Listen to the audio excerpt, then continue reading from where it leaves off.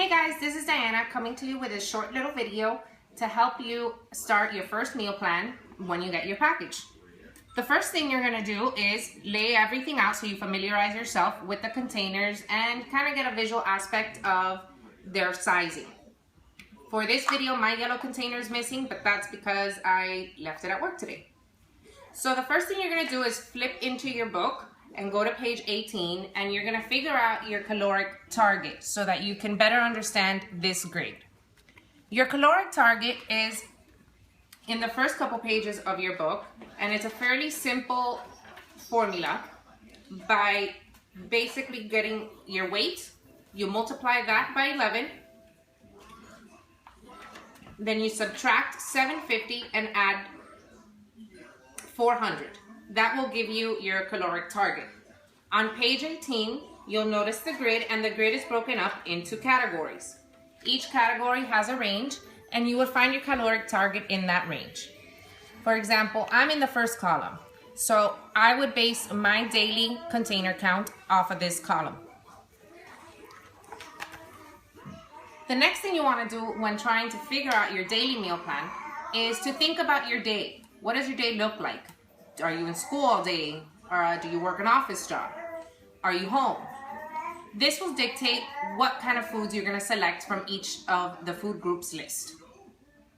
Keep it simple, especially your first week when you're first trying to kind of figure out your meal plan. I know the book can be a little overwhelming for some. There's a lot to read and a lot to soak in. So keep it simple. It will be kind of boring the next week also, maybe. But the more you gain confidence with your meal plan, the more fun you can have with creating more diverse meals.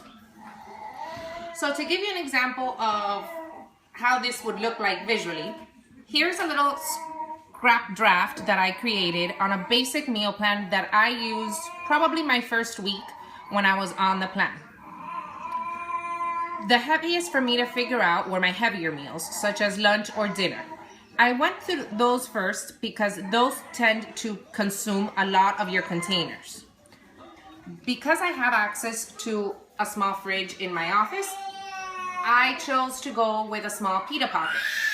With the pita pocket having one green container of spring mix, one red container of low sodium ham, one yellow container, which you can also be Smart Pocket, whole wheat, and one blue container of shredded mozzarella. I then went for dinner. Dinner, I did one green container salad, one green container of veggies, one chicken breast chopped up to make sure it fits in the container, and one orange of balsamic vinaigrette. Once I got those two out of the way, I then focused on my breakfast and my snacks. For breakfast, I have my Shakeology every morning. I have vanilla, and I chose vanilla because vanilla is the most flexible for you to be able to get rid of some of your containers. So I choose to put in one purple of frozen berry mix that I buy at the local grocery store, and 1 teaspoon of agave. I also love my morning coffee, so I have my morning coffee with 1 teaspoon of coconut oil instead of any other creamer or sugar. Then I went over to my snacks, and I keep it simple. I buy classic hummus from the organic section at the store, simply because that's my preference. And I have my 1 full yellow container of hummus. For my second snack, I have 1 container of the red, which equivalates to 2 hard-boiled eggs. And for my after-workout snack, because I normally work out in the evenings, I have 1 orange. As you start to make these different types of things, you'll gain more confidence. And therefore, you'll start to divert more into creating more diverse meals and mixing more containers into creating your meals. But I would suggest to keep it simple for the first few weeks.